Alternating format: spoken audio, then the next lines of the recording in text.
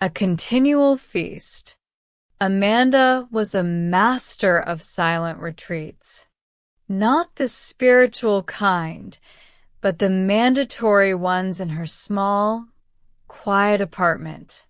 The silence was a heavy blanket, a manifestation of the loneliness that had become her constant companion.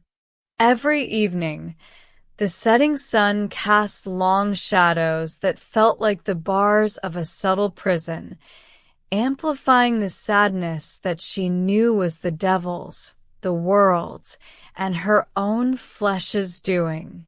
One bleak afternoon, sitting alone on her worn sofa, she opened a worn-out Bible to a verse she'd underlined years ago. He who has a merry heart has a continual feast. Proverbs 15 verse 15. A continual feast?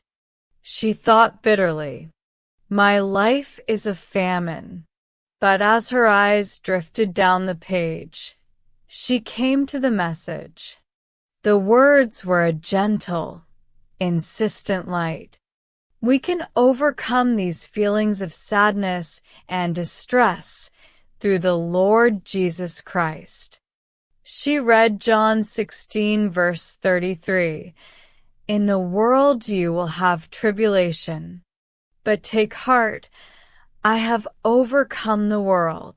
This was not a promise to remove her from the world's troubles or her solitary apartment. It was a promise of a battle won for her, offering a peace that resided within the struggle. She realized that her solitude, which she had viewed as a punishment, could be a space for connection. She closed her eyes and began to use the loneliness for its true purpose, prayer and meditation. She deliberately practiced the words of Philippians 4 verses 6 to 7. Do not be anxious about anything, but in everything by prayer and supplication with thanksgiving, let your requests be made known to God. She let go of the demanding, empty feeling in her heart and simply thanked God for being her shepherd. Psalm 23. Slowly, imperceptibly at first, the heavy blanket lifted. The peace of God, the one that surpasses all understanding, began to guard her heart and mind. Her apartment was still small and quiet, but now it felt less like a prison and more like a sanctuary. The knowledge that God was her companion, preparing a table for her even in the presence of her quiet enemies, transformed the atmosphere.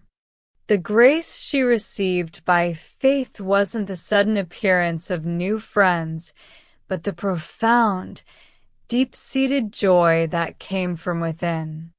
Amanda finally understood. The feast wasn't a party of people.